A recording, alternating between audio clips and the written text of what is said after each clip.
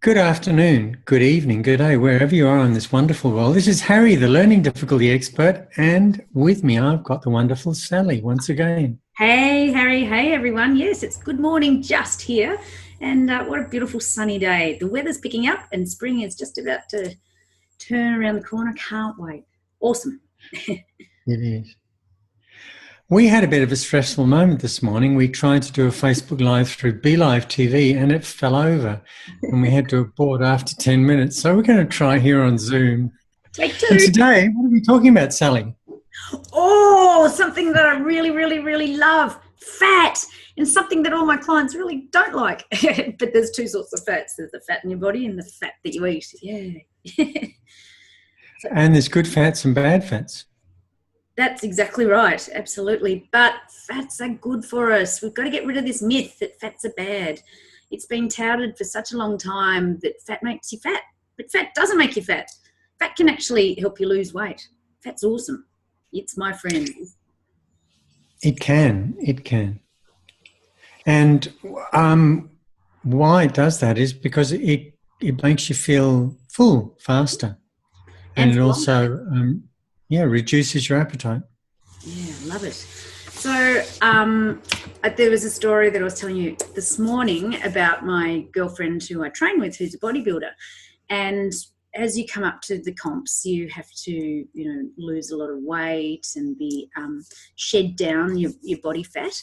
And the first time she did it, the first round, she depleted with only carbs in her body and took all the fats out of her body.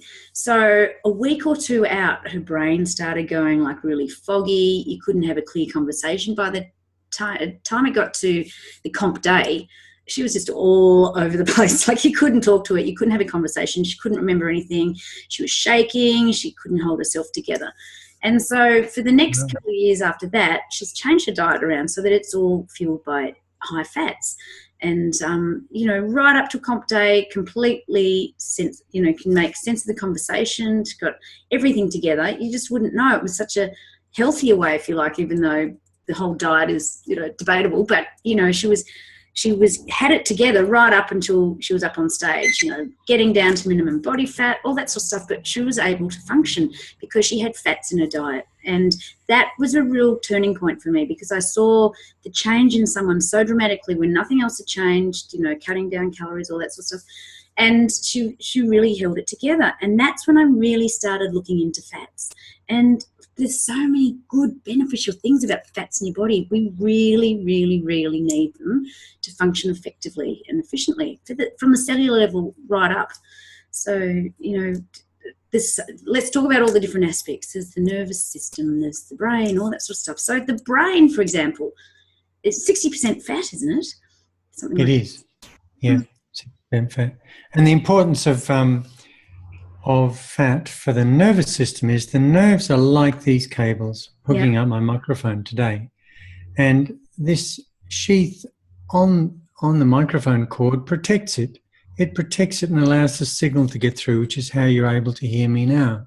In the same way, every nerve in your body is surrounded by a fatty sheath, and that insulates that nerve so that the signal gets through. And if you go on a low-fat diet like your friend did, those signals they interfere with each other. You get lots of interference, cross-transmission, and your thoughts become scrambled and you get this, brain fog. It's so true. It's exactly what happened to her. And to see such a change in a person just purely by taking fats out of the body, we need to replace fats over the processed carbs and the highly processed sugary foods. And but even if they're really good, carbs, fantastic food, you still need the fat for the brain and the nerves. Absolutely. And heart function as well. And hormones need fat, big time. And then there's the fat soluble vitamins. Like what are they? What are they? ADEK. Yeah, they need fat to be absorbed into the body and transported around and all that sort of stuff. They're essential vitamins that we need. So we need the fats in our body. And, you know, you said before they keep you full for longer. And, you know, I love it. I start my day, which I had this morning, a couple of eggs and some avocado. Fantastic. And I'm full and I'm not hungry and I don't get that peak and drop that you get if you have, you know, more carb based. It's awesome. You know, avocados are a great source of fat. Like they're really, really good. And in fact, it's good to have some carbs. They're useful fuel, and it's even better if you can add a good fat in with every time you eat carbs, because it'll slow down that sugar spike. I mean, there are good fats and there's bad fats. So I've got to show you this. Oh my goodness. I love my books. This is one of my favorite books, Fats That Heal and Fats That Kill. Wow. Yep. That's a whole book on this. It's a thick book by a guy called Udo Erasmus, which is an interesting name. But I'll post this in the blog. So it's complicated. Some fats are good, some fats are bad. And interestingly, we're all bio-individual, which means that I'm different to you, Sally, and you're different to your kids, and I'm different to my wife. So one fat for me may be great. I may be able to absorb it, like flaxseed, which I love. But 80% of the population doesn't absorb flaxseed, even when it's organic and Is that right? and in good shape. Yeah, unoxidized. So a good fat, you have to listen to your body. Find out what's the good fat for you. Absolutely.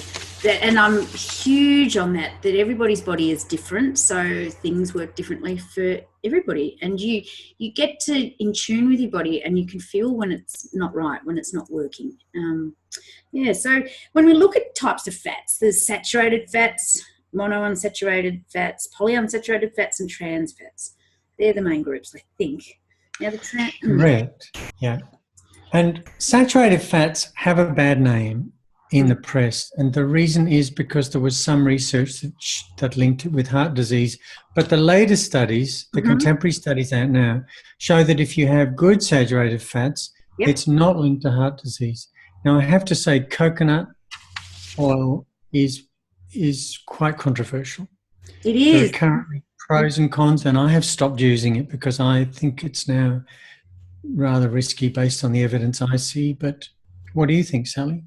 I know. Look, the jury's out. I don't know enough, but the way I'm tending is that it's okay topically, but not to be ingested. Tend to agree. On the skin, and apparently it's really good for UV. You know, like instead of the old stuff with all the rubbish in it. What's it called? Sunscreen. I know a few people that use coconut oil for that. And I'm not sure about that, but another alternative to coconut oil is, I've got a few of them. What do you use instead for your oils? We've started using organic ghee from New Zealand. Yeah, that's right up there. Which I love the taste of. I mean, there's nothing like butter for taste. I know. And that, one of the big things about fats is that they actually taste great, and they register with our senses as smooth and creamy. So, they're a good replacement to sugar and salt. And I actually love the taste of fat, and it's really good. High fat diet when you're going through menopause is really good as well. I've found that really beneficial. So looking at some of the benefits of eating fat. So it improves your insulin function. We've already said keeps you fuller longer. Great for your skin, and gives you that glow in your skin and your hair. It helps regulate your appetite because it controls the release of the appetite hormones. Gives you more energy. It actually helps to lower cholesterol and decrease your risk of heart disease and stroke, which is awesome. It decreases your salt and sugar because it adds flavour, so you're not using so much salt and sugar. It helps absorb the essential nutrients that we were mentioning before, like your vitamins A, D, and K, E, and K. And skin and hair health. And it helps you burn fat as well. So it actually helps maintain your weight or lose weight. So, I'm a huge advocate for fat because you're not as hungry all the time. It keeps you going. So the paradox is, although fat contains twice as many calories as carbs or protein, it actually slows your metabolism, and that's how it gets the weight off you. Right. Is that right? So what was I going to say before about, I just love how it keeps your brain ticking along though, getting the brain function. You know, it's just to think clearly and not have that brain fog. It's such a bonus. And you're not lethargic. You know, you've got that energy and that boost. And, you know, we both have extremely busy days and mine's very physical. And I'm just fueled by fats throughout the day, you know, lots of protein and some carbs, of course. You've got to have that balance. But, you know, heavier towards the fats. I was reading somewhere that they recommend 60% of your diet is fats. Now, look, jury's out once again, but No, that would be too high, way too high for me. But it's interesting. I mean, talking about fats brings to mind this phrase that really annoys me so much: low fat. And low fat is just such a misconstruction. It was popularized by a misinterpretation of a study by a guy called Ansel Keys 60 years ago. And that was, in my view, distorted by the sugar industry. And interestingly, even the Australian Heart Foundation, I was looking this morning, in 2005, they did a review and they found no link between fat intake and overweight. But because of their particular baggage, they then concluded from that, well, we'll just target saturated fats. So there's so much contraindication, there's so much misleading information, even from the Heart Foundation. You know, the Heart Foundation tick of approval, in my view, doesn't give me information that's useful, because it's often on the wrong packs. And Harry, what was the history again about how fat's got a bad name when it was relating to sugar?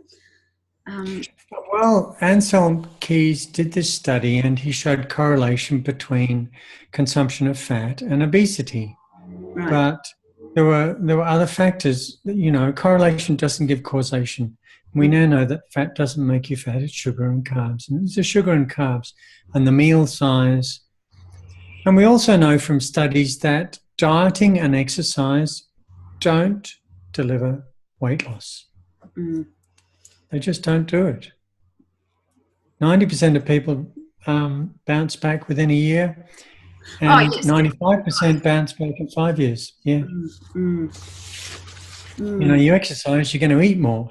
You get hungrier. Well, and that's the thing, and that's what I tell my clients, that you're actually overeating for your body because you feel hungrier.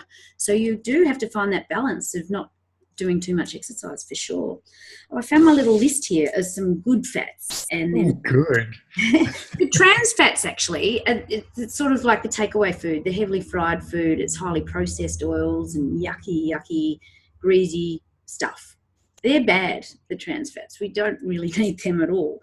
But the good fats, so, you know, we talked about the debate of coconut oil, but avocado oil, and then good fats from good quality sources of meat. So you need to look at where your meat is coming from, or your eggs, your dairy, poultry, whatever. And then if you're using salads and things, so when you're cooking, you have to have that high smoking point so it doesn't get affected so quickly or easily. So that's why avocado oil, have you actually tried that? I've got some in the cupboard. Yeah, I have. Yeah. Avocados are right. But on salads, extra virgin olive oil is really good because you don't need to heat that so it doesn't go rancid. And then it's interesting what you said about... And make sure you don't have the imported stuff because it's often mislabeled. Oh, is that right? Ooh, yeah. Wealth of information, Harry. Mislabeled, right. Australian stuff. Use the Australian stuff. Because somebody did some calculation, there's more extra virgin olive oil marketed than is produced. Is that right? Wow. Not possible. Yeah, right. Have you ever tried walnut oil? I think I've had it on a salad. I haven't used it at home. I had it somewhere else. On a salad? That would be yummy, wouldn't it? Yeah. But flaxseed oil, that's interesting that you said that 80% of people don't absorb that. So... I always thought that was top of the list. One thing... It's also very fragile. It's also very fragile. Right. Yeah, oh, it is. That's right. Things that I love nut butters. Have you got into nut butters? They are the bee's knees. Yeah, Absolutely, they're fantastic. You can get almond yeah, butters, cashew butters, walnuts. Any of the seeds and nuts are fantastic source of fats. Once again, mm, you don't have too many, but a small handful. Oh, the nut yep, butters are fantastic to have as a snack. I put it on my kangaroo. It's just delicious.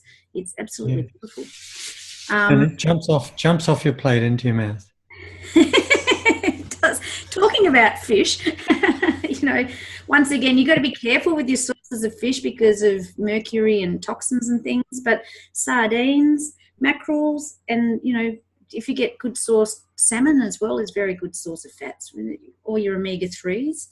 It's the omega 6 that's more inflammatory, isn't it? So we've got to be. It's the balance. It's the balance that's important. And in the Western diet, we tend to have more sixes than threes than we should. Yeah. So we need more threes. The problem I've got with some of the fish now is the large. Like we have a builder. We're building a deck at the moment. He said, "Would you like some shark?" I said, "No, thanks," because it's high in the food chain. There's more likely to be mercury in it. Yep. The problem I have with the salmon is a lot of it is farmed, Absolutely, but and it's got very fatty, and the flesh has got soft. Wild caught is awesome, but that's yeah. really hard to find now. No, we've actually started getting it down here in Melbourne. It's cryovac and it's from it's good quality. I stopped buying salmon for the kids years ago when I realised that it was all farmed. And when I was studying naturopathy years ago, they explained that when they're in these little farms, the fish can't swim freely like they can when they're in the streams and things. And so that big bit of white along, it's just pure fat because they're stuck in there. And then they're fed pellets and all different stuff. So once again, it's the source of the quality of the food that you're eating. So, if you can get good quality Atlantic salmon, fantastic. I saw this TED talk, Yeah. shocking TED talk. Well, it was shocked me. I'm easily shocked, quite a sensitive human.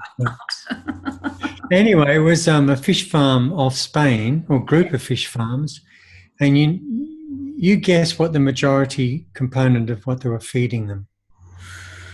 Chicken feed? It was chickens. Chicken. Pelletized chicken. Whoa. And Whoa. what was going into the chicken? Well, hormones. Yeah, I know. It's scary. So you were basically eating fast food in the shape of a fish. And often it's antibiotics too, fed to the chip. Yeah, yeah. So yeah, that's frightening, Harry. That is frightening. Yeah. So, when we're talking about trans fats and how bad they are, so you take away foods and you're really heavily greasy, highly processed, yucky stuff. 2% of calories when you eat trans fats increases your risk of heart disease by 23%. So if you're having 2% of the source of your calories from these trans fats, your risk is nearly 1 in 4 of increasing risk of heart disease. That's frightening, isn't it? That's really frightening. It is. Now, can you elaborate what a trans fat is, or would you like me to explain? You're my technical guru today. Yeah. Okay, so a trans fat is very easy to explain. If you have something that is liquid at room temperature, and the manufacturer's transformed it into something that's different, say a solid, like olive oil converted into butter, dare I say? Yeah, or I was going to say margarine. Yep.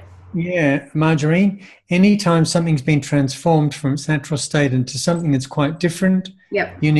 I would stay away from it always, always. And they transform liquids into solid using a process called hydrogenation. Yep. And it breaks some of the bonds, and it means it's no longer a really good foodstuff. Yeah. That's why I stay away from margarines. Yeah. I think the evidence that they're more healthy is completely flawed. I know. And the natural colour and all that sort of stuff, it's got a lot of additives in there that you don't really want to be putting into your body. And when you talked about the importance of a smoke point when you were frying with oils, when an oil hits a smoke point, that's when you're breaking down the bonds too. So that then becomes dangerous. And barbecues, can be carcinogenic if you run them too hot for that reason, smoking too much. Yeah, absolutely. Absolutely. Another thing that the fats help is your vision. So Yes. blurry vision, it's very good for sight, clear eyes, clear For your sight. retina, they also help with hearing. Oh, good. And one of the reasons why they help thinking is because they also increase dopamine, which enhances attention Oh, is that right? and lifts mood. So really important for the sensory, for sensing the world around you. Yeah, right. Yeah, cool. So I put a little model together, which I'll just talk through. But if you're fueling your body with fats, you're functioning more effectively, and overall, it gives you more energy. And then, if you're functioning more effectively, you're feeling more fabulous, and it reduces your heart disease and lowers cholesterol. And then, if you are feeling fabulous, fueling with fats, you end up losing weight, and you're feeling full for longer. And overall, you're just feeling better. So that was my little model. Yeah. Can you show us a little model? Did you draw it up? I Sounds did. Very great. difficult to see. Oh, there. So we've got fuel, function, and fabulous. And in the middle, Right. better. Have you got paper on your phone or your iPad? Oh, yeah, paper. Yeah, I could do that. Yeah. I'll post Draw it up because that's really neat. That's better than the model I got today. You win. What's your model, darling? My model is be aware of the importance of rainbow meals, because if you have rainbow meals, you have all the colours, you're going to be more likely to get all the nutrients you need, the macro and micronutrients. Remember or realise that you're bio-individuals, so listen to your body. Don't assume that just because doctor this or doctor that says something's going to suit everybody, that it'll suit you, because it may not. That is a huge point. Love that one, Harry. Totally love And it. the third one is eat real food. What I mean by real food is food that looks like something that's grown in the garden somewhere, not something that doesn't bear any resemblance to what's grown by a farmer, whether it be yourself or someone down the road. I love that, Harry, and that's very in line with my three tips. The first one is removed refined carbs and processed sugar. So all those things in packets and the same things that don't look like real food, replaced with healthy fats. So once again, natural sources, make sure they're coming from a good source, but avocados and nuts and seeds and good quality meat. Fish that's free of all the other mercury and other toxins, and then finally refuel your body with fats, so like your avos, your nuts and whatever, and it'll keep you just feeling so much better, looking good, feeling better, thinking straight, seeing straight, hearing all that sort of stuff. So we don't get fat from eating fats. And next time I'm out in a restaurant, can I have some fat with that, please? Yeah. Can I have some more fat with that? Yeah, I love it. And you mentioned good quality meat, and what I think is good quality meat is grass-fed. Yeah, totally. And one of the benefits of that is that you get more omega-3s. You get a completely different nutrient profile in grass-fed beef. Yeah, very important. Yeah, I just think this is such an important topic to get people's mindset. So shifting it out of fat is bad to fat is good. Sugar is bad, fat is good. So fuel your body with the fat and replace the sugar alternatives. As we've said, carbs are good, but all that processed food is crappy, and the takeaway food is crappy. Good quality oils and fats. You can't beat it. Yeah. Keeps me ticking along every day. That's right, me too. And look, there was a lovely study by a guy called David Ludwig at Harvard, and he concluded that, and I'll read this out word for word, verbatim, we don't get fat from eating more from eating more and exercising less. Actually, being fat makes you eat more and exercise less. Your fat cells get hungry, and that's what stimulates you to overeat. Wow. So yeah, the fat on our body does stuff, but not so much the fat that we eat. Yeah, love that.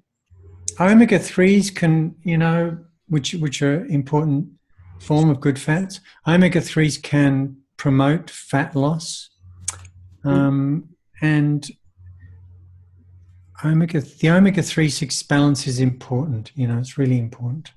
Which one did you say? The The omega-3? balance between omega-3s and 6s, yeah. Yeah. Somewhere I saw a suggested ratio of them. Can't find it. Oh, it said, where was it? No, I can't find it. But I mean, as we said before, omega-6 it can be quite inflammatory. So, put it down. I think the ratio here I had saturated to monosaturated to polyunsaturated was 6:4 to 1. But, once again. I think those ratios are problematic because it's a bit like a calorie isn't a calorie. Yeah. It depends on who you are and how it becomes packaged. Yeah. But one more thing I'd like to add is I think that eating a low-fat diet is a bit like riding a bicycle with a broken chain. You just won't get to your goal of lower weight. Oh, so spot on. And you'll be feeling so crap. You won't have as much energy, and your hair won't be glowing, and your skin won't be glowing. And there's all these other benefits about how you're looking, and you'll actually look younger if you increase more fats into your diet. You'll feel so much better.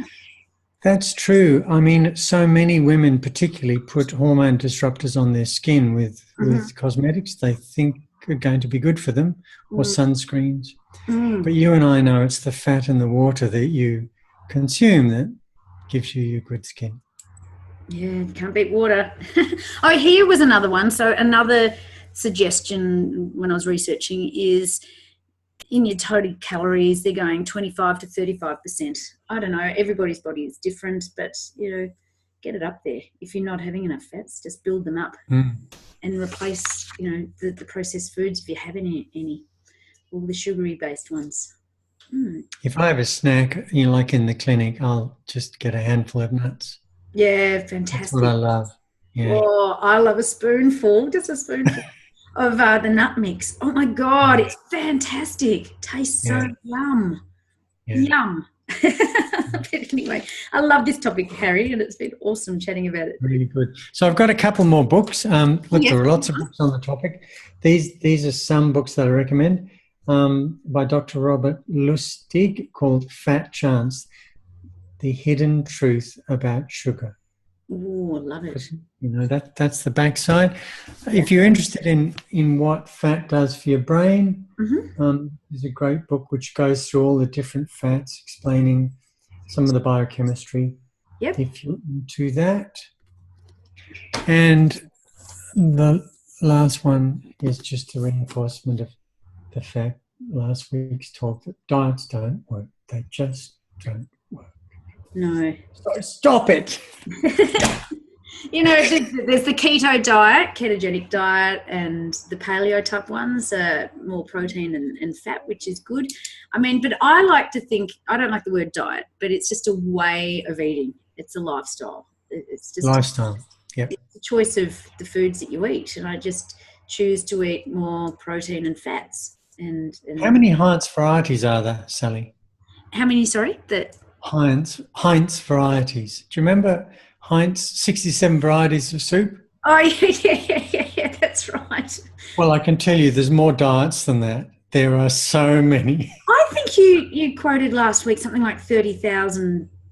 There were 30,000 diet books on the market. Like there's just so many, and they're just fads coming and going. It's just a way of eating. It's a choice.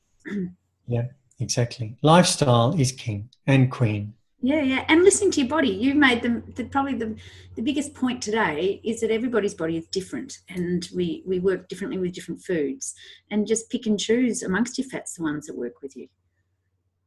Yeah, so I naturally don't like a lot of meat. I like the taste of meat, but I don't like a lot of it. Whereas my wife always had, before menopause, she always had more of a need for meat for the iron. Yeah. So there's a good example between us. So we never really understood why this was until, recently. But yeah, in a family, needs will be different. Dietary needs. And look, I haven't eaten red meat since 1989, and I've just recently introduced kangaroo into my diet, changed my world. Like I needed the iron doing the menopause and stuff, so it's like been amazing.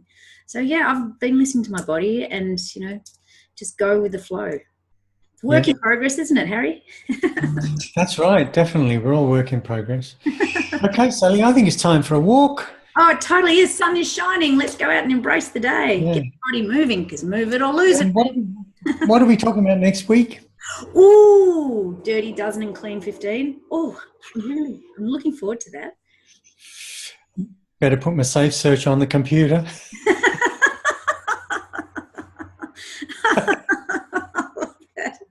Oh, high five to you, Harry. I'll catch you next week.